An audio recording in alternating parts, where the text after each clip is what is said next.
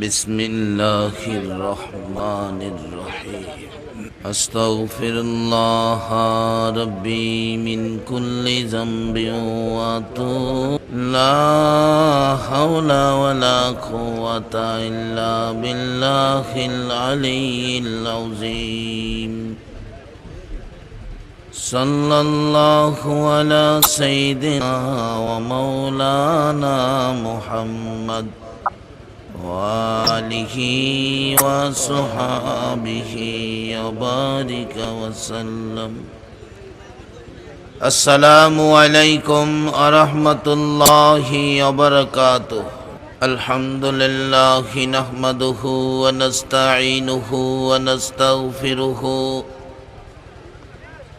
ونستغفره ونؤمن به ونتوكل عليه ونعوذ بالله من شرور أنفسنا ومن سيئات أعمالنا من يهده الله فلا مضل له ومن يضلله فلا هادي له ونشهد أن لا إله إلا الله وحده لا شريك له ونشهد أن محمدا عبده ورسوله فقد قال الله تعالى في كلامه المجيد والفرقانه الحميد أعوذ بالله من الشيطان الرجيم بسم الله الرحمن الرحيم ووصينا الإنسان بوالديه إحسانا حملته أمه كرها ووضعته كرها الآخر قال الله تعالى رب ارحمهما كما ربياني صغيرا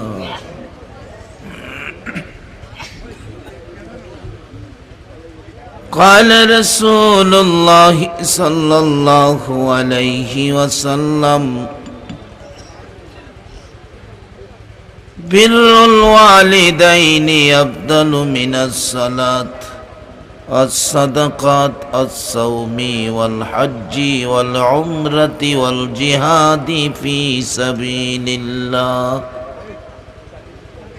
قال رسول الله صلى الله عليه وسلم الجنة تحت أقدام الأمهات قال الله تعالى في شان حبيبه صلى الله عليه وسلم إن الله وملائكته يصلون على النبي يا أيها الذين آمنوا صلوا عليه وسلموا تسليما اللهم صل سيدنا مولانا محمد وعلى آل سيدنا مولانا محمد اللهم صل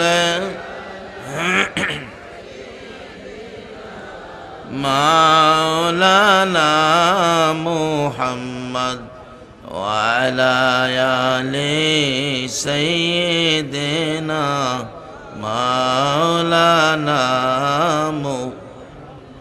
কবে জানি ডাকাশিবে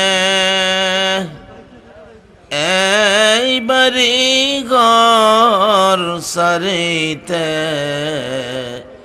আপন পোশাক খুলে খুলে সদা কাফন পরিতে আল্লাহুম্মা সাল্লি সাইয়্যিদিনা মাওলানা মুহাম্মদ আলি সাইয়্যিদিনা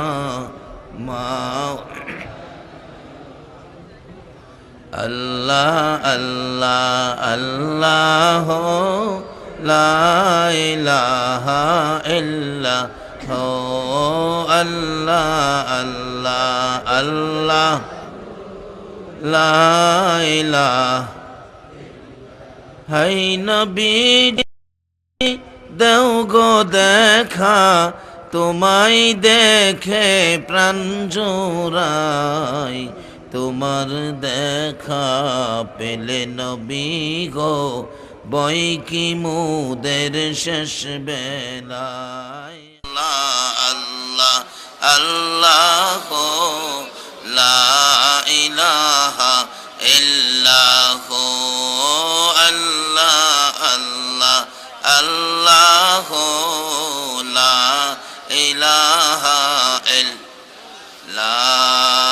ইলাহা ইল্লাল্লাহ মুহাম্মাদুর রাসূলুল্লাহ সাল্লাল্লাহু আলাইহি ওয়াসাল্লাম।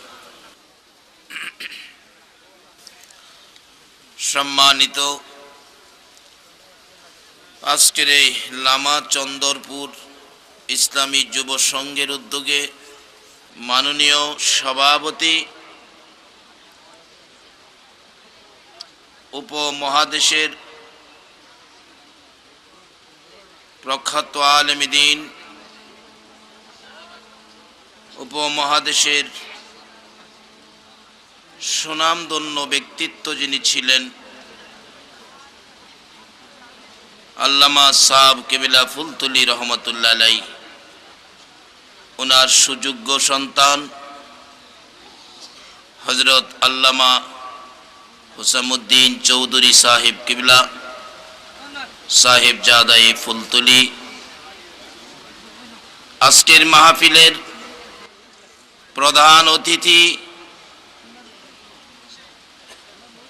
সুদূর কুমিল্লা থেকে আগত সারা বাংলার পরিচিত মুখ মুফতি আজম হযরত মাওলানা মুফতি আবু নাসের জাহাদি সাহেব কিবলা, আজকের মাহফিলের বিশেষ অতিথি হযরত মাওলানা নেসার আহমদ সাহেব চাঁদপুরি সাহেব, আজকের মাহফিলের যিনি প্রধান বক্তা আমার শ্রদ্ধাভাজন বড় ভাই আলহাজ হযরত মাওলানা আবু সুফিয়ান খান আবিদি আল কাদেরী সাহেব, উপস্থিত আছেন নাইবে নবী দিঘার ওলামায়ে কেরাম, বাবার বয়সের মুরব্বিয়ানে আযম, দিনদার ইমানদার যুবক ভাইয়েরা, পর্দার আড়ালের মা ও বোনেরা, অতি আদরের কচি কচি সোনামণিরা, স্কুল কলেজ মাদ্রাসার ছাত্র ভাইয়েরা, কৃষক শ্রমিক ব্যবসায়ী ভাইয়েরা, সকলের প্রতি আমার সালাম। আসসালামু আলাইকুম ওয়া রাহমাতুল্লাহি ওয়া বারাকাতুহু। রাত্র 12টা পার হয়ে গেছে, আপনারা ধৈর্যের সহিত মাহফিলে এখনো বসে আছেন। যেই সময় মাহফিলে বসে আছেন এই সময়টা আসলে আলোচনা করতেও ভালো লাগে না, আলোচনা শুনতেও ভালো লাগে না। এই সময়ে একটা জিনিস ভালো লাগে, সেটা হলো ঘুম।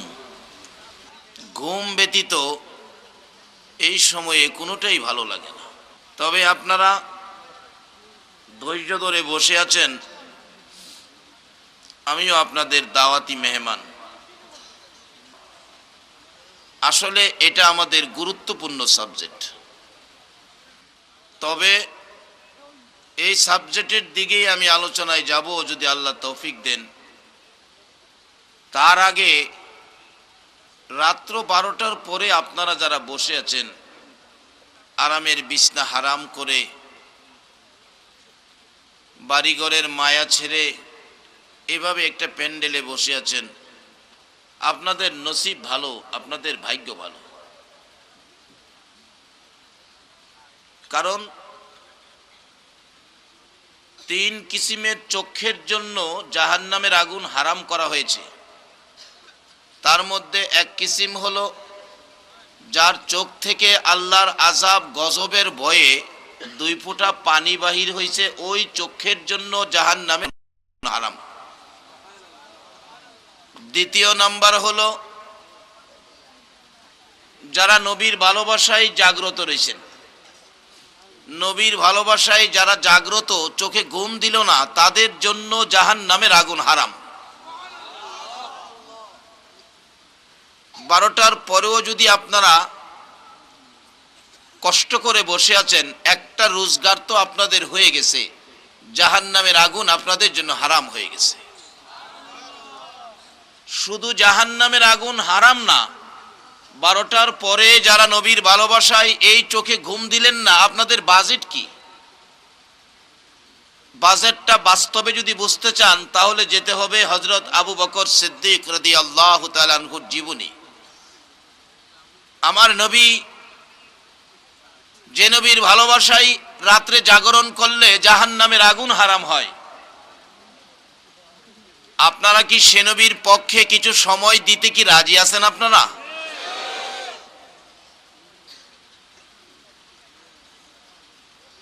দয়ার নবী, মায়ার নবী, মক্কাবাসীর যন্ত্রণায় এত যন্ত্রণা দিতেন মক্কাবাসী, নবীজি যেই বিছানায় শুইতেন বিছানার মধ্যে নিয়ে কাঁটা দিয়ে রাখতেন। নবী পাকের রান্না করা খাবারে সাপ পচা, ব্যাঙ পচা নিয়ে দিয়ে রাখতেন। নবীজি অসহ্য ব্যথায় ব্যথিত হয়ে চোখের পানিগুলো ছেড়ে ছেড়ে বলেছিলেন, আবু বকর, মন কয় মক্কায় থাকতে পারবো না রে, হিজরত করে আমার মদিনায় যেতে হবে, আর আমি যেদিন মদিনায় যাব তুমি আবু বকর হবে আমার সঙ্গী।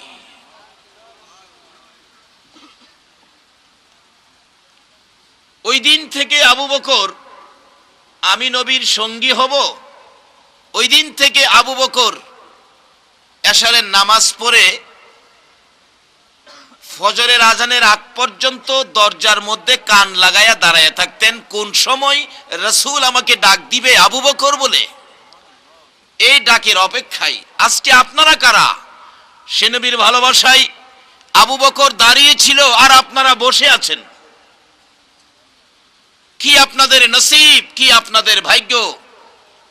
বাবা ও লামা চন্দরপুরের যুব সমাজ, তোমরা কেমন মায়ের সন্তান, তোমরা আজকে সেই নবীর আলোচনা শোনার জন্য একটা জান্নাতের বাগান সাজিয়েছ। তোমাদের কপাল ভালো, তোমাদের ভাগ্য ভালো।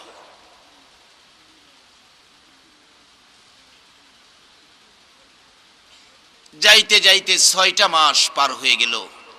আবু বকর 6 মাসের মধ্যে একদিনও বিছানায় পিঠ লাগায় নাই। যেদিন 6 মাস পার হয়ে যাবে, আমার নবীর হুজরার চারপাশে নবীর দুশ্মন আবু জাহেলের নেতৃত্বে নবীজিকে দুনিয়ার থেকে শেষ করে দেওয়ার জন্য নবীজির হুজরা মুবারক গারাও করে ফেলেছে তরবারি হাতে। এমন ভাবে দাঁড়িয়েছিল, কিতাব লেখে পিঠের সাথে পিঠ লাগায়া, যাতে কোনো দিক দিয়ে রাসূল ঘর থেকে বাহির হয়ে যাইতে না পারে, তারা রাসূলকে কতল করে দেবে। আল্লাহ বলে, জিবরাইল আমার বন্ধুরে খবর জানিয়ে দাও। জিবরাইল এসে ডাকে, ইয়া রাসূলুল্লাহ ঘুমিয়েছেন, অবস্থা ভালো না, শত্রুরা চারদিক ঘেরাও করে ফেলেছে আবু জাহেলের নেতৃত্বে, কতল করে দিবে। নবী বলেন, জিবরাইল আমি এখন কি করব রে, আমি এখন কি করব? আল্লাহ বলেন, জিবরাইল আমার বন্ধুকে বলে দাও বন্ধুর কোনো ভয় নাই। এক মুষ্টি বালু হাতে দিয়ে সূরা ইয়াসিনের এক টুকরা আয়াত তেলাওয়াত করে রাসূলকে বলো বালুর মধ্যে ফু দিয়ে ঘরের ভিতরে ছিটাইয়া দিতে। জিবরাইল বললে, রাসূল বলেন, জিবরাইল তারা তো বাহিরে, আমি ঘরে ছিটাইলে কি লাভ হবে? জিবরাইল বলেন, ইয়া রাসূলুল্লাহ আপনি ছিটান ঘরের ভিতরে, বাহিরে আমি তাদের চোখে পৌঁছাইবার দায়িত্ব নিলাম আমি, আপনি ভিতরে ছিটান।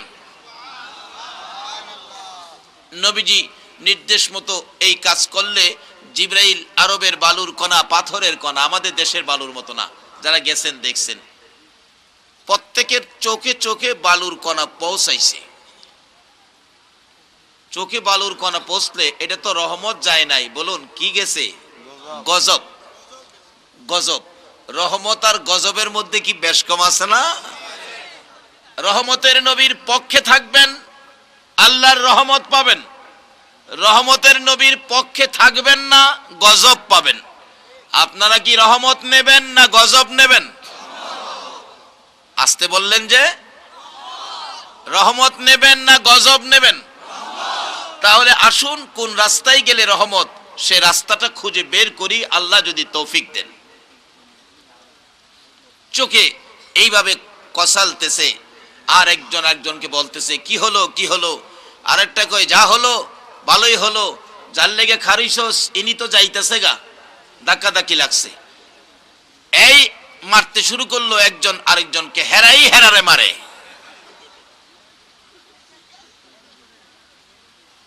তাদের জন্য তো গজবের বাজেট, তাহলে শান্তি পাবে কোত্থেকে? এরাই হেরারে মারতেছে। যখন মারামারি বেশি লাগছে, ফাঁকা হলে আল্লাহ কয়, জিবরাইল এই ফাঁকে আমার বন্ধুকে মদিনার পথে বাহির করে দাও। রাহমাতাল লিল আলামিন নবী রওনা হয়ে গেলেন। আবু বকরের ঘরের দরজায় ডাক দিলেন, আবু বকর। লাব্বাইকা ইয়া রাসূলুল্লাহ। আমি তো সজাগ, পিছনের জানালা দিয়ে বাহির হয়ে নবীজির সামনে আমার নবী চোখ ভর্তি পানি জর্জর করে পড়তেছে। আবু বকর ডাক দিলেন, ইয়া রাসূলুল্লাহ আপনাকে কি কেউ ব্যথা দিয়েছে, কেউ কি আঘাত করেছে, তাহলে আপনি কাঁদতেছেন? আমার নবী চোখের পানি ছেড়ে ডাকে, আবু বকর রে, কেউ ব্যথা দেয় নাই, কেউ আঘাত করে নাই, আমি আমার মায়ের দেশ বাবার দেশ সাইরা যাইতে আমার কান্না আসে, আমি কাঁদতেছি, ব্যথা হয়, চলো তাড়াতাড়ি চলো। রাসূল বলেন, আবু বকর তুমি কি ঘুমাও নাই? ডাক দিলাম, সাথে সাথে জবাব দিলে। আবু বকর বলেন, ইয়া রাসূলুল্লাহ আজ থেকে 6 মাস আগে যে বলেছিলেন হিজরত করবেন, সঙ্গী হব আমি আবু বকর, ওই দিন থেকে আমি আবু বকর ঘুমাই না। আমি কেন ঘুমাবো? রাসূল আমাকে আবু বকর বলে ডাকবে আমার ঘরের দরজায়, আর আমি আবু বকর ঘুমিয়ে থাকবো? না, এটা হয় না। হুজুর আল্লাহর কসম, আজ পর্যন্ত 6 মাস পার হয়েছে, একদিনও আমি বিছানায় পিঠ লাগাই নাই। রাসূল গো চলেন, তাড়াতাড়ি চলেন। ওই তো পিছনে পায়ের দাগ দেখে দেখে শত্রুরা আবু জাহেলের নেতৃত্বে আমাদের দিকে আসতেছে। তাড়াতাড়ি করে রওনা হয়ে গেলেন। এদিকে আবু জাহেল কিছুক্ষণের মধ্যে আবু বকরের ঘর ঘেরাও করে ফেললেন। ডাকতেছে, আবু বকর ঘরে আছো? তোমার ঘরে মুহাম্মদ এসেছে, দরজা খুলো, কতল করে দেওয়া হবে। ভিতর থেকে জবাব দিলেন আবু বকরের ছোট্ট মেয়ে আসমা, ঘরে তো কেউ নাই।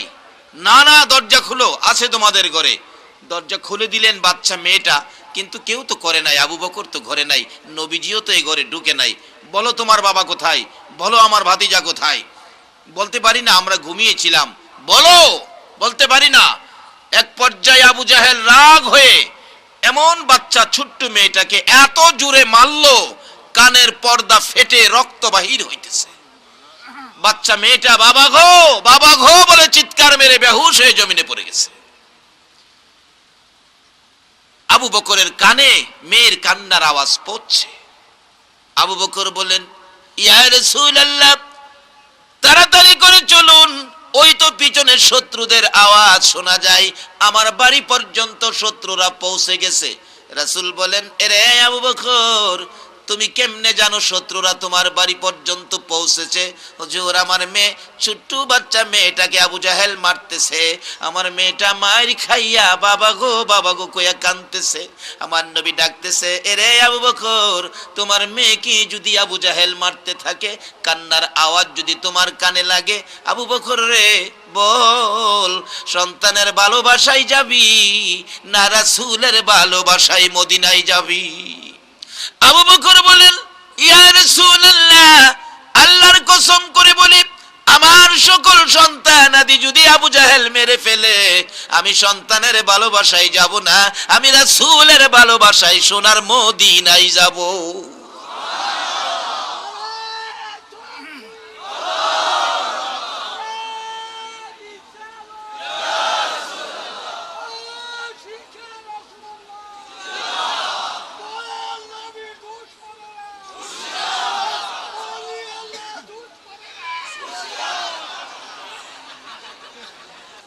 বাবারা, কোন চোখের বিনিময় কি আসতেছে দেখুন। আজকে কে আপনারা কারা এই নবীর ভালোবাসায় বসে আছেন? এই নবীর ভালোবাসায় বসলে লাভ হয় না লস হয়? এই নবী আমাদের পক্ষে আল্লাহর দরবারে কান্নাকাটি করছে কিনা বলুন? উম্মতের জন্য নবী এই জগতে ব্যথায় ব্যথিত হয়েছে কিনা বলুন? কত ব্যথায় ব্যথিত হয়েছে আপনার আমার জন্য। মা আয়েশা সিদ্দিকার জীবনী, মা আয়েশা সিদ্দিকা বলেন, আমার নবী গোসল করে হুজরায় ঢুকলে অনুমতি চাইলাম, ইয়া রাসূলুল্লাহ অনুমতি দেন, আপনার চেহারা মুবারকে তোল মালিশ করব। অনুমতি পায়া তোল মালিশ করার জন্য যাইয়া দেখি আমার নবীর চেহারা এত সুন্দর, চোখ ফিরানো যায় না। কিন্তু এত সুন্দর চেহারার মাঝে মাঝে বসন্তের দাগের মতো চেহারার মধ্যে কালো কালো দাগ গর্ত হয়ে আছে। আম্মা জান আয়েশা সিদ্দিকা বলেন, আমি প্রশ্ন করেছি, ইয়া রাসূলুল্লাহ, এত সুন্দর চেহারায় কালো কালো দাগগুলো কিসের, আমি জানতে চাই। আমার নবী বলেন, আয়েশা রে, এই দাগের কথা আমারে জিজ্ঞাসা না রে, এই দাগের কথা মনে হইলে আমার কলিজা মানে না। হুজুর, এই দাগগুলো কিসের? বসন্তের দাগের মতো। আমার নবী কান্দে, রে আয়েশা, এই দাগ বসন্তের দাগ নয় রে আয়েশা, এই দাগগুলো হলো তাইবের জমিনের যুবকদের পাথরের আঘাতের দাগ। আয়েশা রে, বিনা অপরাধে, বিনা দোষে, বিনা কারণে যুবকেরা আমাকে মারতে মারতে বেহুশ করেছে, আমি উঠতে পারি না, আমার টাইনা টাইনা দাঁড় করাইছে, আবার আমারে পাথর মারছে রে, আবার বেহুশ করেছে। এইভাবেই একবার নয়, দুইবার নয়, তিনবার করে আমাকে বেহুশ করেছে। আমি রক্ত মাখা দুইটা হাত বাড়াইয়া বলেছিলাম, রে তাইবের যুবকেরা, আমারে কোন অপরাধে মারো, আমারে কোন দোষে মারো, ও যুবকেরা আমারে আর মাইরো না, আমি সইতে পারি না রে যুবকেরা। তোমরা কি জানো না, আমি নবীর মা নাই, আমার বাবা নাই। আয়েশা কোনো কথাই তারা মানলো না, আমাকে মারতে মারতে তিনবার করে বেহুশ করেছে। ওই পাথরের আঘাতের দাগগুলো আমার চেহারায়। মা আয়েশা সিদ্দিকা বলেন, ইয়া রাসূলুল্লাহ, এই দাগগুলো যদি তায়েবের জমিনের যুবকদের পাথরের আঘাতের হয়, হুজুর আমি জানি আপনার দোয়া আমার আল্লাহ কবুল করেন, একটু দোয়া করে দেন, দাগগুলো যেন পরিষ্কার হয়ে যায়।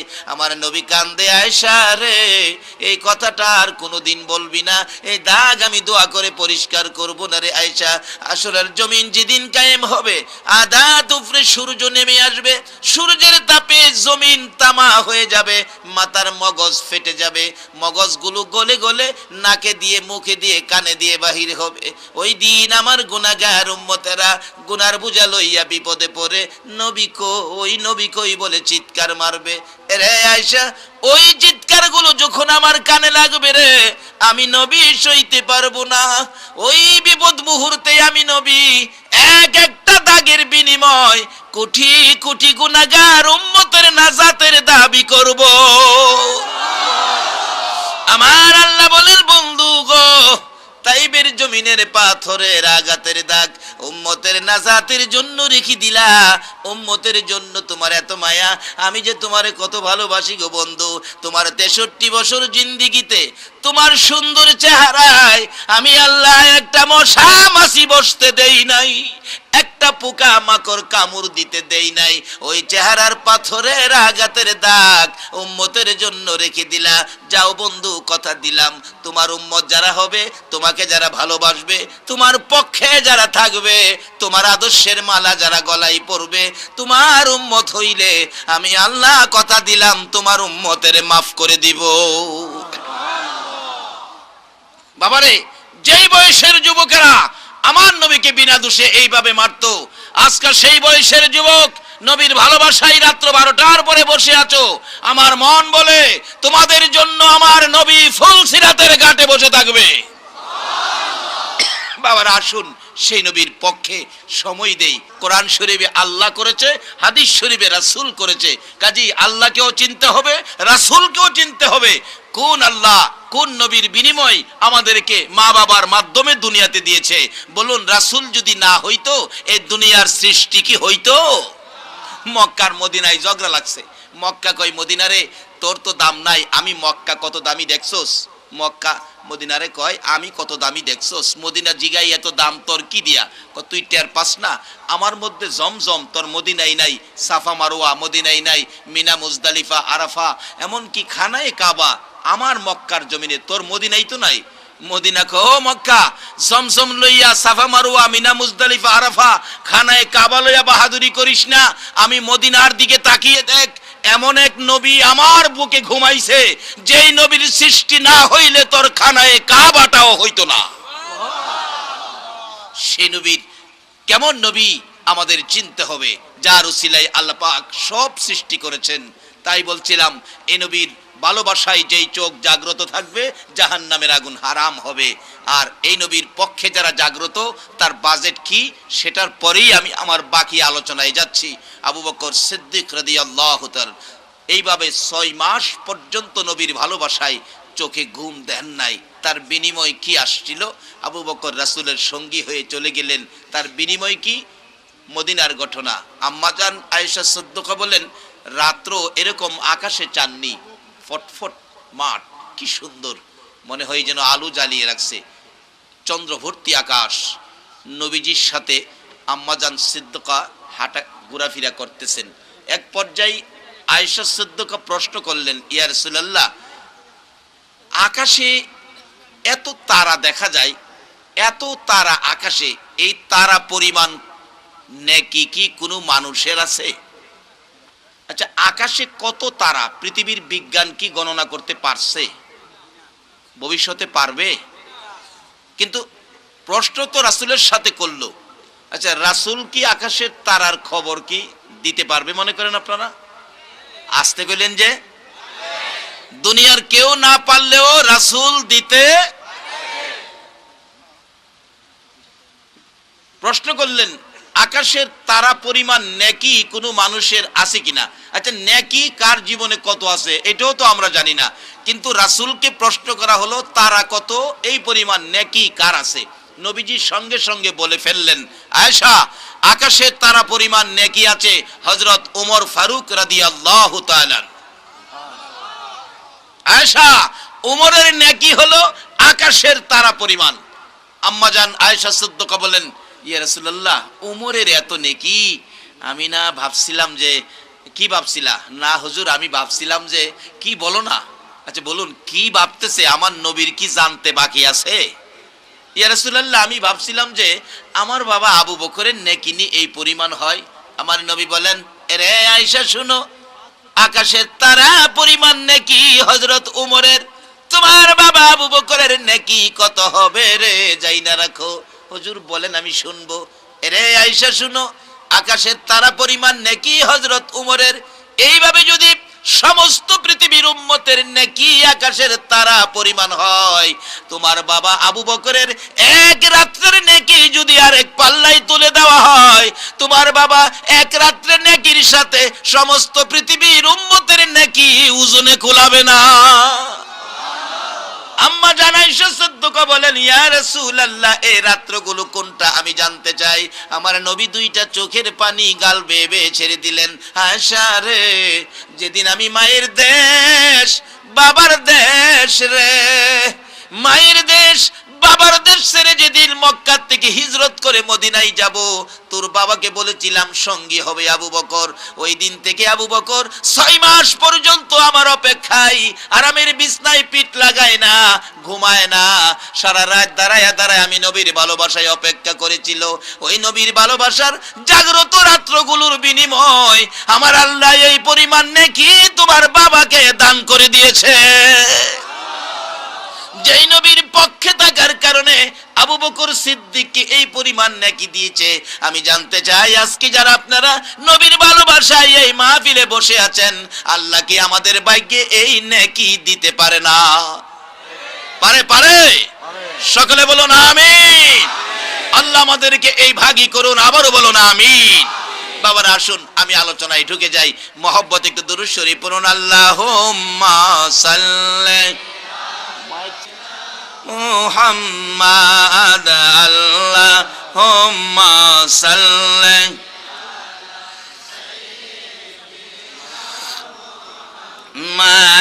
মাদানাবি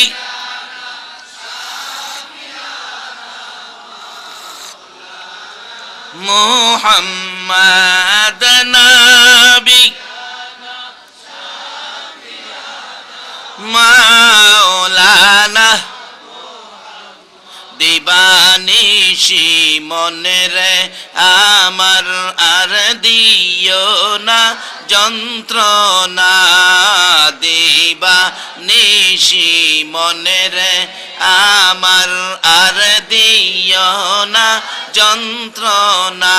হায়রে দান যদি হইতাম ধনী, যাইতাম সোনার মদিনা। হায়রে দান যদি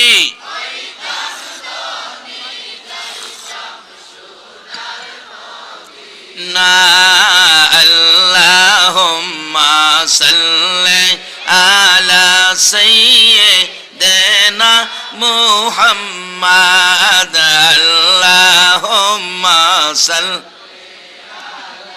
সাইয়্যিদিনা মুহাম্মাদ নাবি মাওলানা মুহাম্মাদ নাবিয়ানা। আমার ভালোবাসায় রাসূল খুশি কিনা তোমরা প্রমাণ করে দিও। কিভাবে? আমার মৃত্যু হলে আমাকে গোসল দিয়ে কাফন পরাইয়া জানাজা শেষে নবীজির রওজা পাকের পাশে আমার লাশটা রেখে একজনের নবীকে জিজ্ঞেস করো আমার লাশটা কোথায় দাফন হবে। নবী রওজা পাকের ভিতর থেকে যেখানের কথা বলে সেখানে আমাকে দাফন করো। বলুন এখনো নবী রওজার ভিতর থেকে কথা বলতে পারে কিনা? আসতে বললেন যে। ঠিক এইভাবে আবু বকরের মৃত্যুর পর ওসিয়ত মতো কাফন পরাইয়া জানাজা শেষে নবীজির রওজার পাশে রেখে হযরত আলী রাদিয়াল্লাহু তাআলা ডাকতেছে, ইয়া রাসূলুল্লাহ, আপনার আবু বকর আপনার পায়ের নিচে হাজির, বলুন কোথায় দাফন করব। জবাব নাই। আবার ডাক দিলেন, হুজুর আপনার হিজরতের সাথী, গুহার সাথী, রাতের সাথী, দিনের সাথী আপনার গোলাম আবু বকর আপনার পায়ের নিচে, বলুন কোথায় দাফন করব। কোনো জবাব নাই। তিনবারের মাথায় হযরত আলী রাদিয়াল্লাহু তাআলা চোখের পানিগুলো ছেড়ে ছেড়ে কান্দে, আল্লাহর নবী গো, আবু বকরের বেলায় যদি কথা না বলেন, আমি আলীর বেলায় জানি কি হয়। হাজার হাজার সাহাবীরা নবীর রওজা পাকের চারপাশে দাঁড়িয়ে আছে। এমনি সময় দেখে নবীজির রওজা মুবারক থরথর করে কাঁপতেছে। সাহাবীরা এক নজরে তাকিয়ে আছে, কান পাতিয়া শুনতেছে ব্যাপারটা কি। আমার নবী রওজা পাকের ভিতর থেকে ডাকতেছে, আলী রে আলী, এ আলী পাগলামি করিস না, কই রে আমার আবু বকর, দে দে আমার আবু বকরকে আমার পাশে দাফন করে দে। মদিনা মদিনায় যাইয়া দেখুন নবীর ভালোবাসার বিনিময় আবু বকর নবীর পাশের জান্নাতের বিছানায় ঘুমাইছে। বাবার আসুন সেই পটটারি আমরা নিতে পারি। রাত্র যখন জাগ্রত আছি, যে চোখের জন্য জাহান্নামের আগুন হারাম, এই ভাগ্য যখন আমাদের নসিব হয়ে গেছে, আসুন আমরা এই রাস্তাটা খুঁজে নেই। রাস্তাটা খুঁজে নিতে গেলে ভালোবাসতে হবে নবীকে, মানতে হবে নবীর কথা। হযরত ওমর ফারুক রাদিয়াল্লাহু তাআলা আনহুর জীবনী খুলুন। ওমর যেদিন মসজিদে নববীতে রাষ্ট্রপতি হইয়া ইমামতি করেন, ফজরের নামাজের সময় ইমামতি করেন, ফজরের নামাজের পড়ায় রাষ্ট্রপতি ইমামতি করে। আমাদের দেশের রাষ্ট্রপতিরা কি ইমামতি করতে পারবে? নবী ছিলেন, নবীর পক্ষে আসেন, নবীর আদর্শ ধরেন, রাষ্ট্রপতিও ইমামতি করতে পারবে। ওমর ইমামতি করে প্রথম কাতারে মুসল্লি হয়ে দাঁড়িয়ে আছেন একজন ইহুদি। এক রাকাত নামাজ পড়লেন। নবীর উম্মতের মধ্যে নামাজ পড়তে হয় কিনা বলুন? নবীর আদর্শের মধ্যে নামাজ আছে কিনা? আবু বকর কি নামাজ পড়তেন? ওমর এক রাকাত নামাজ ফজরের জামাত শেষ করে দ্বিতীয় রাকাতে দাঁড়ানোর সাথে সাথে কলিজাটার মধ্যে ছুরি ঢুকিয়ে দিছে। ওমর কাত হয়ে বিছানার মধ্যে পড়ে গেল। রক্ত ঝরতে ঝরতে মসজিদের নববী লাল লাল হয়ে গেছে। মুসল্লিরা চিৎকার মারলেন, কার রক্ত রে মসজিদের নববী লাল করে দিলি? ওমরের ছেলে আব্দুল্লাহ মিম্বরে দাঁড়াইয়া ডাকতেছেন, দরজা বন্ধ করেন, বিচার করা হবে, প্রতিশোধ নেওয়া হবে। আমার বাবাকে ছুরির আঘাত করেছে, ওমরকে দুনিয়ার থেকে বিদায় করে দেওয়ার জন্য আঘাত করেছে। ওমর বেহুশ হয়ে গেলেন, কথা কয় না। আলী হযরতে ওমর ফারুক রাদিয়াল্লাহু তাআলা আনহুর মাথার পাশে বসে আছে। একটু পরে চোখ দুইটা খুললে হযরতে আলী ডাকতেছে, ভাই ওমর, তোমার এখন কেমন লাগে বলো আমার কাছে, আমি তোমার ভাই আলী পাশে আছি। হযরত ওমর বলেন, রে আলী, অন্য কথা আমি বলতে চাই না, বলো আমি ফজরের নামাজ পড়াইতে যাইয়া এক রাকাত নামাজ পড়াইলাম, দ্বিতীয় রাকাতে আমার কলিজায় ছুরি মারলো, নামাজ আদায় করতে পারলাম না। আলী রে বল, ফজরের নামাজের সময় আসেনি, বাকি রাকাত আমি আদায় করতে পারবো নি। এই ছিল নবীর উম্মতের আদর্শ। আজকে এই আদর্শ থেকে মুসলমান দূরে যাওয়ার কারণে বিশ্ব জুড়ে মুসলমানদের উপর বিপদ। বাবারা, এই বিপদ থেকে বাঁচার জন্য রাস্তা আছে, সেই রাস্তাটা খুঁজে বের করব। আল্লাহ যদি তৌফিক দেয়, আপনারা কি থাকবেন না আবার যাইবেন গা? আচ্ছা, কে কে যাইবেন গা একটু হাত তুলে দেখান। একজন হাত তুলছে, দুইজন হাত তুলছে, যাইব গা। আসলে বেশি রাত্রে ওয়াজ করলে এমন বেজাল লাগেই, কারণ এই রাত্রে তো ঘুমে আইসা কিছু চাপে। কি কোন, এই রাতটা কি ঘুমের রাত্র না? যত মজার ওয়াজই হোক, এই রাত্রে মজা লাগে না। এখন যদি আপনাদের ছোট্ট একটা বালিশ, হালকা একটা কম্বল দেওয়া হয় প্রত্যেকের, বলুন আর কেউ রে পাওয়া যাইব? খালি কেবল একটু সাইড, একটু বাবারে, জীবন ভর তো ঘুমাইছেন, আরো যতদিন বেঁচে থাকেন ঘুমাইবেন। আজকে যখন জান্নাতের বাগান, আপনি জান্নাতি হইতে পারছেন কিনা? যার ভালোবাসায় কুল কায়নাত, যার উপর আমার আল্লাহ নিজে ফেরেশতাদেরকে নিয়ে 24 ঘন্টা দুরূদ ও সালাম পাঠ করে, আমরা এই নবীর পক্ষে যাইতে পারছি কিনা এটা একটু হিসাব করুন। কারণ একদিন চলে যেতে হবে। আগামী রাত্রেই তো এখানে এই বাতি আর জ্বলবে না। আল্লাহ না করুক যদি আজকের প্যান্ডেলে কারো মৃত্যু হয়ে যায়, বলুন এই লাশটা এখানেই ফালাইয়া রাখবো? বাড়িত নিত না? আচ্ছা, বাড়িত নিয়া জীবিত অবস্থায় যে বিছনাটাই কম্বল গায়ে শুয়া ঘুমাইতেন, এই বিছনায় কি লাশটা নিয়ে শোয়াবে? শোয়াবে না, ঘরেই নিবে না, বাহিরে ফালাই রাখবে। এই সময় আমাদের প্রত্যেকের সামনে আসতেছে কিনা বলুন? তার আগে আসুন আমরা রাস্তা পরিষ্কার করি। বলতেছিলাম, ওমর চোখের পানিগুলো ছেড়ে ছেড়ে ডাকতেছেন, আলী রে, আমার এক রাকাত নামাজ বাকি আছে, বল সময় আছে কিনা, আমি এই নামাজটা আদায় করতে পারবো কিনা? হযরত আলী আশ্চর্য হয়ে গেলেন, ওমর গো, এইভাবে নামাজের জন্য তুমি পাগল হলা? ওমর, তুমি কি নামাজ ছেড়ে কবরে যাইতে রাজি না? না না, আমার নবীর আদর্শ, এক রাকাত নামাজ ছেড়ে কবরে যাইতে আমার মন চায় না। আমার আল্লাহ বলেন, ওমর রে, আমি খুশি হলাম রে, খুশি হলাম। ওমরের ছেলে ডাকতেছে, বাবা বাবা, আপনার এখন কেমন লাগে বলুন আমার কাছে গো বাবা, আমি তো দাঁড়িয়েছিলাম, আপনাকে যে আঘাত করেছে তার প্রতিশোধ নেব। ওমর ছোট্ট ছোট্ট সুরে ডাকতেছে, এরে ছেলে, প্রতিশোধ নিতে হবে না, প্রতিশোধ নিয়ে আমারে খুশি করতে পারবি না। আমাকে যদি খুশি করতে হয়, এরে আব্দুল্লাহ, আমার নবীর রওজার পাশে আমার ভাই আবু বকর ঘুমিয়েছে, আর কিছু জায়গা খালি আছে রে, যাও তুমি আমার মা আয়েশা সিদ্দিকার কাছে যাইয়া বলো, আমি ওমর আমার নবীর পাশে শোয়ার জন্য একটু জায়গা আমি আমার মা আয়েশার কাছে ভিক্ষা চাইলাম, একটু জায়গা আমারে যেন ভিক্ষা দেয় রাসূলের পাশে শোয়ার জন্য। বাবা গো, কারা আজকে সেই নবীর ভালোবাসায় বসে আছো? আমার নবীর কাছে ভিক্ষা চাও, নবীর উম্মত হইয়া নি কবর যাইতে পারি। দৌড়ে গেলেন আব্দুল্লাহ, মা আয়েশা সিদ্দিকা, মা গো, আমার বাবাকে ছুরির আঘাত করেছে, বাবা দুনিয়া থেকে বিদায় হয়ে যাবে। মা আয়েশা সিদ্দিকা, আমার বাবা নবীজির রওজার পাশে শোয়ার জন্য একটু জায়গা ভিক্ষা চেয়েছে আপনার কাছে, রাষ্ট্রপতি হইয়া নবীর পাশে থাকার জন্য ভিক্ষা চাই, একটু জায়গা দেন। আমার বাবা ভিক্ষা চাইছে। আম্মা জান আয়েশা সিদ্দিকা বলেন, ও আব্দুল্লাহ, তোমার বাবা একটু জায়গা চাইছে, জায়গা তো আছে ঠিকই, কিন্তু ইচ্ছে ছিল আমি আয়েশা সিদ্দিকা জায়গাটাই থাকবো, যেখানে আমার রাসূল ঘুমিয়েছে, পাশে আমার বাবা আবু বকর সিদ্দিক ঘুমিয়েছে, ইচ্ছে ছিল আমি এখানে শুইব। তোমার বাবা ওমর দরখাস্ত করেছে, আবদার করেছে, আমি তো বলতে পারতেছি না, আমার তো মন চাই রে।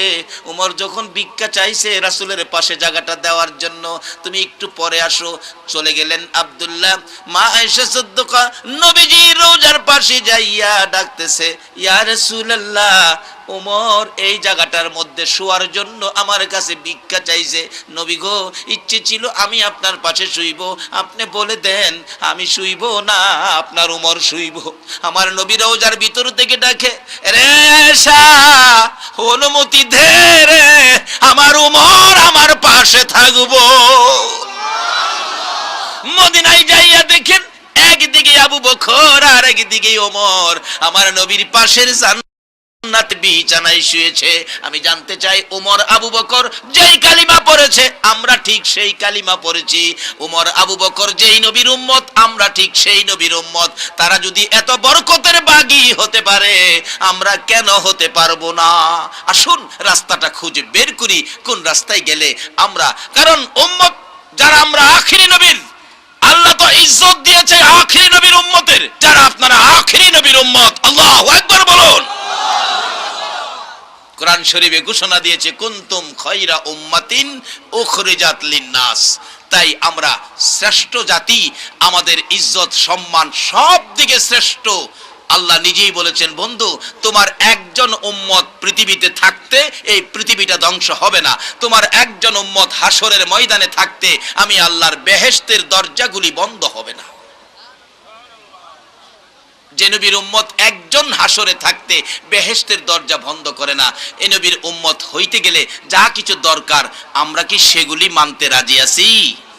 তাহলে আসুন, কোরআন শরীফে আমার আল্লাহ নিজে ওয়াজ করেছেন, কোরআন শরীফে আল্লাহ ওয়াজ করেছেন, হাদিস শরীফে রাসূল ওয়াজ করেছেন, আমরা আল্লাহর কথাগুলিও মানতে হবে। কেননা আমরা যেই জমিনে থাকি, বলুন তো এই জমিনটা কার? সবাই বলুন। নাকি কারো কোনো আপত্তি আছে? জমিনটা যে আল্লাহর, এই ব্যাপারে কারো কোনো আপত্তি আছে? আপত্তি থাকলে লন আমরা একটা গান শুনি। জীবন ভরা তো ওয়াজ শুনছেন, একটা গান শুনেন। আগেকার দিনে মুরব্বী বাবারা আব্দুল আলিমের গান শুনতেন। কি গান!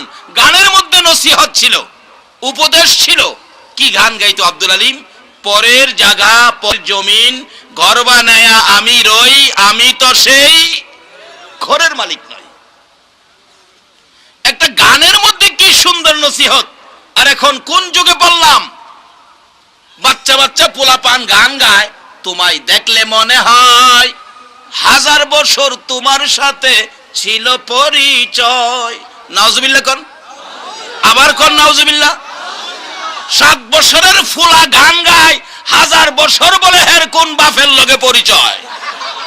আর পরিচয় যদি থাকতে হয়, পরিচয় যদি রাখতে হয়, পরিচয় যদি করতে হয়, তাহলে পরিচয় করো নবী মুহাম্মদুর রাসূলুল্লাহর সাথে। থাকলে কি হবে? একটু লম্বা হয়ে যাইতেছে, আপনাদের কষ্ট হবে না তো? ওমরের জীবনী।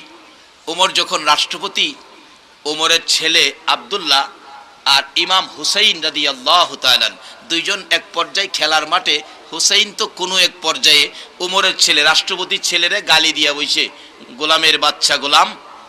ওমরের ছেলে হুসাইন কারে কইছেন? আমারে। আমি তো রাষ্ট্রপতির ছেলে, টের পাইছেন না কারে কইছেন? খবর লো আমু, রাষ্ট্রপতির ছেলে, আর আপনি গোলামের বাচ্চা গোলাম কইছেন। আমার বাবা বড় গোলাম, আমি বাচ্চা গোলাম। দাঁড়ান যাইতেছি, বিচারটা দিমু। আমার বাবা বাঘের বিচার করে, যায় ডাকতেছে, বাবা বাবা আপনি না উমর? রাষ্ট্রপতি। বাঘের বিচার করতে পারেন? হুসাইন আমারে কয় গোলামের বাচ্চা গোলাম, আপনি বলে বড় গোলাম, আমি বলে বাচ্চা গোলাম। এই বিচারটা আপনার করতে হবে। ওমর দুইটা চোখের পানি ছেড়ে দিছে। বাবারে, ভাগ ভাল্লুকের বিচার করা সহজ, কিন্তু যার বিরুদ্ধে বিচার দিছো এ হুসাইনের বিচার করা অত সহজ না। আব্দুল্লাহ, যার বিরুদ্ধে বিচার দিয়েছো, আমি ওমর বাগের বিচার করতে পারবো, হুসাইনের বিচার নয়। কেন পারবেন না বাবা, কেন পারবেন না? ওমর বলেন, আমি দেখেছি আমার নবী রাহমাতাল লিল আলামিন সেজদায় গেলে হুসাইন নবীজির গার মুবারকে চড়ে বসে থাকতো।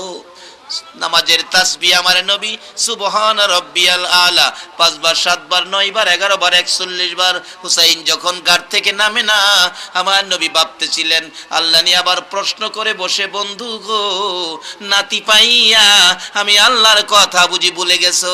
আমার নবী চাইলেন ঘাড় মুবারক থেকে টান দিয়ে হুসাইনকে নামাবেন। আমার আল্লাহ বলেন, জিবরাইল যা রে আমার বন্ধুর কাছে যা, আমার বন্ধুর ঘাড় মুবারকে হুসাইন বসে আছে, আমি আল্লাহর কাছে বড় সুন্দর লাগতেছে, যা যা আমার বন্ধুর কাছে যা। আমার বন্ধু যতক্ষণ পর্যন্ত হুসাইন ইচ্ছা করে ঘাড় থেকে না নামবে রে, ততক্ষণ পর্যন্ত আমার বন্ধু যেন সেজদায় পড়ে থাকে।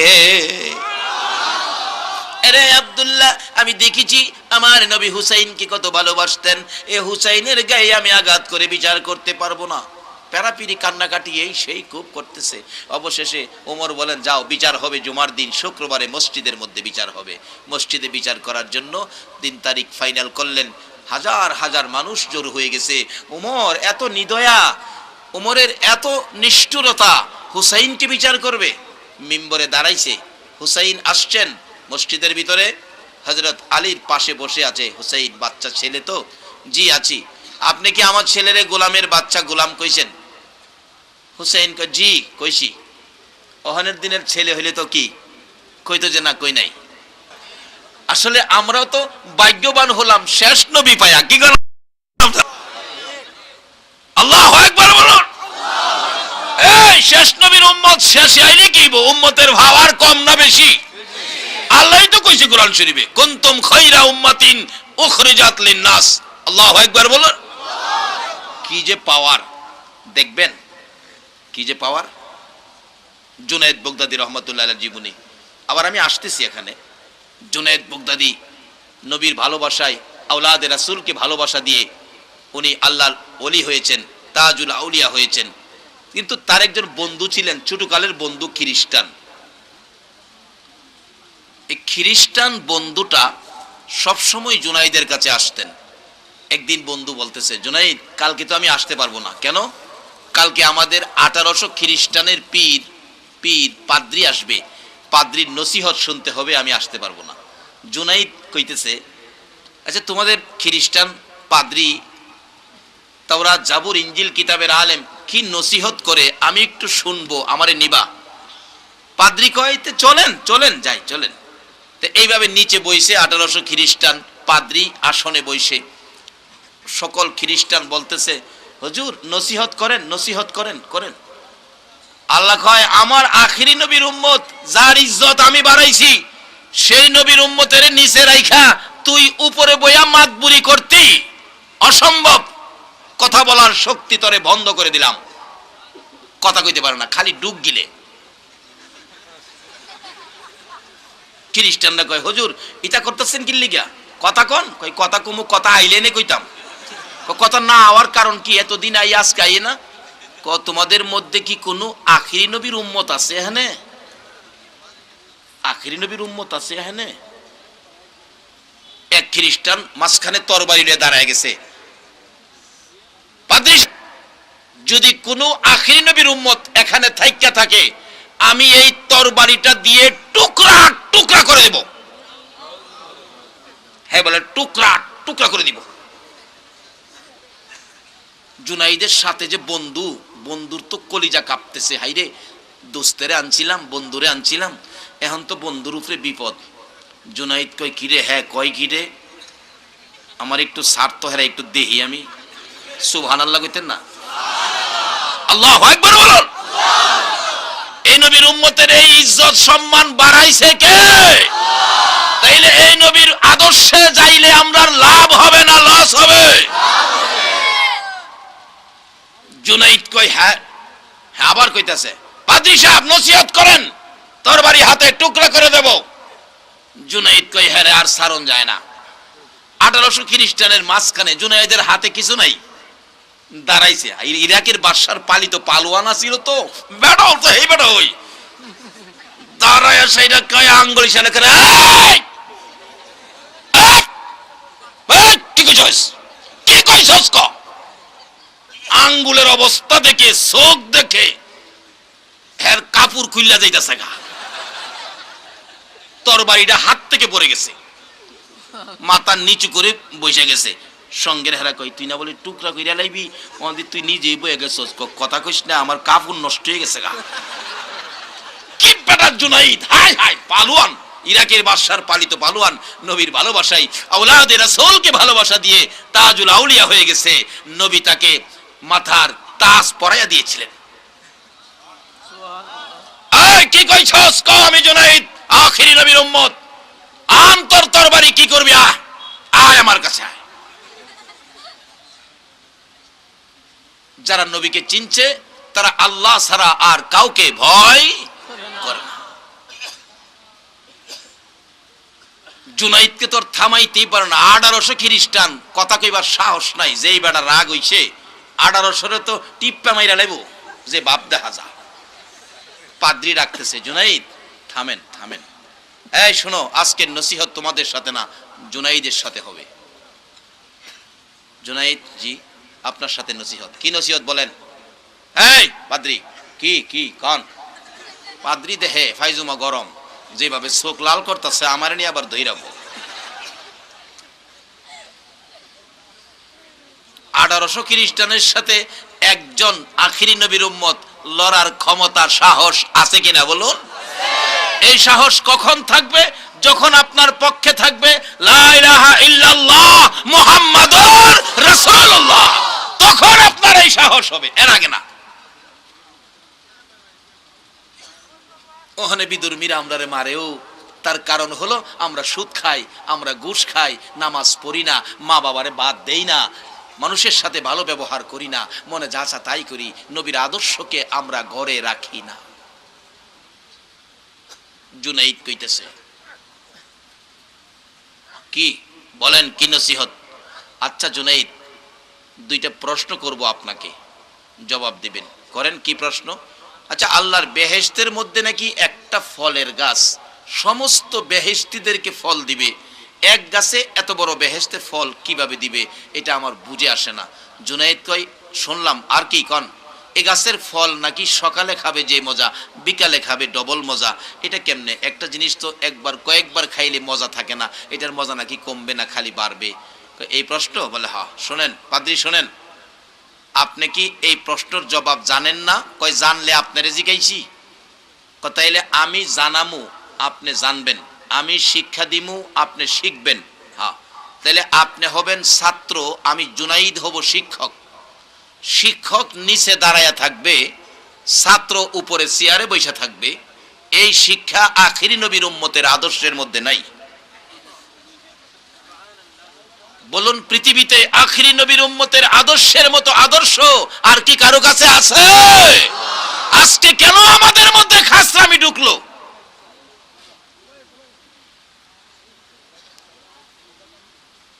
পাদ্রী তো তাওরাত, জাবুর, ইনজিল কিতাবের আলেম, জ্ঞানী মানুষ, তো বেচারা নিচে নাইমা গিয়া পাদ্রী খ্রিস্টানদের সাথে তার মুরিদানের সাথে বইছে, জুনাইদরে আইনা উপরে বসাইছে। আল্লাহ কয় এবার ঠিক আছে, আমি যা ঘোষণা দিছি এই পর্যায়ে ঠিক আছে।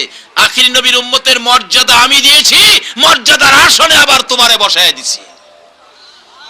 এই মর্যাদা যদি আখিরি নবীর উম্মতের খাতায় নাম রাখতে পারেন, কিয়ামত পর্যন্ত আপনাদের এই মর্যাদা, এমনকি হাসরের ময়দানে আখিরি নবীর উম্মত যতক্ষণ পর্যন্ত জান্নাতের দরজায় না যাবে, কারো জন্য জান্নাতের দরজা খোলা হবে না। আজকে সেই নবীর উম্মত আমাদের অধপতন কেন? কেন আমাদের মধ্যে যাই ঝামেলা? আল্লাহ আমাদেরকে হেফাজত করুন, সকলে বলুন আমিন।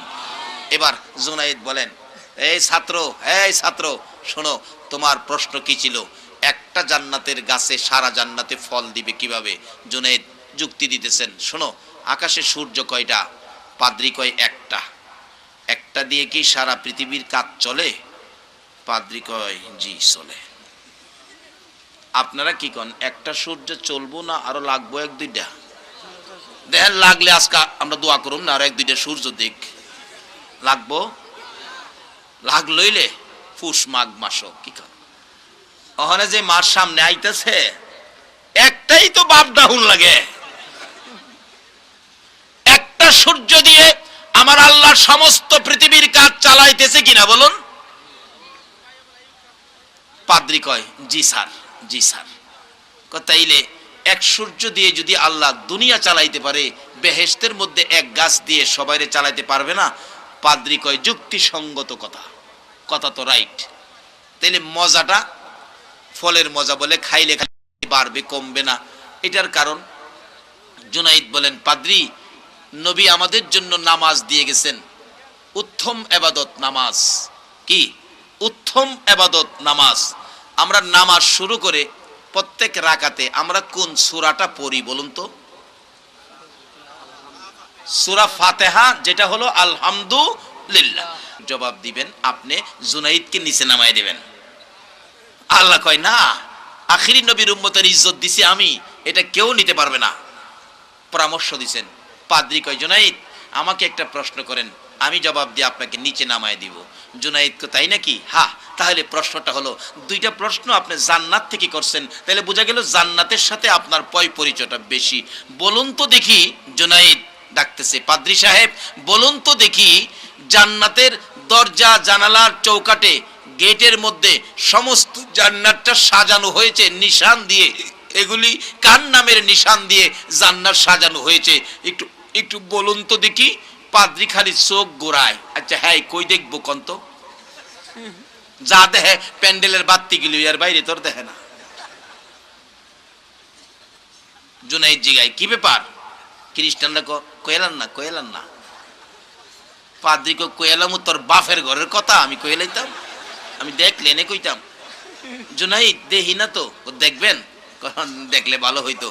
জুনাইদ ডাক দিছে, প্রভু প্রভু গো, ও প্রভু, পাদ্রীকে জান্নাত পর্যন্ত দেখার শক্তি দাও। বলুন আল্লাহওয়ালাদের ডাক আমার আল্লাহ শুনে কিনা? সঙ্গে সঙ্গে পাদ্রীর চোখের পর্দা খুলে গেল, জান্নাত পর্যন্ত দেখার সুযোগ চোখের মধ্যে এসে গেল। খালি চায়ে রয়েছে, বড় বড় চোখ করে দেখতেছে জান্নাতের দরজার চৌকাটে, জানালার চৌকাটে জান্নাতের গেট সাজানো হয়েছে, যেই পতাকা দিয়ে সবগুলোর মধ্যে লেখা আছে রে মুহাম্মাদুর রাসূল। পাদ্রী বলেন, জুনাইদ দেখেছি সব জায়গায় মুহাম্মাদুর রাসূলুল্লাহ লেখা, আখিরি নবীর নাম লেখা রে জুনাইদ। সকল খ্রিস্টানরা বলেন পাদ্রী হে, আখিরি নবীর নাম যদি আপনার মুখ থেকে শুনি জান্নাতের সব জায়গায় লেখা, তাহলে আর আপনার কথা মানতে রাজি না? রে জুনাইদ, আখিরি নবীর পক্ষ থেকে তোমার হাত বাড়িয়ে দাও। আমরা জুনাইদের হাত ধরে কালিমা পড়ে 1800 খ্রিস্টান মুসলমান হইয়া গেলাম।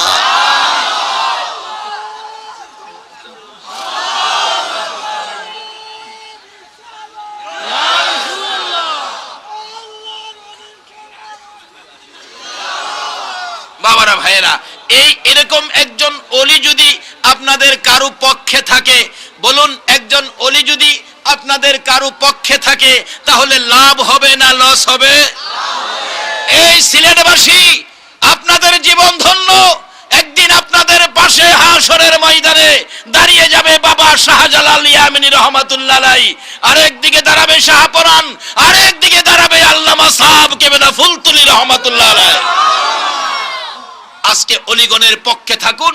অলিরাই তো রাসূল পাওয়ার পথ দেখাইলেন, রাসূল আমার আল্লাহ পাওয়ার পথ দেখাইছেন।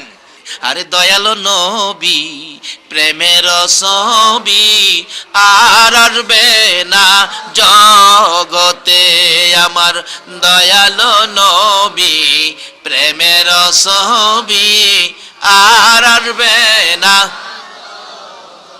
হাসর দিনে উম্মত বিনে, হাসর দিনে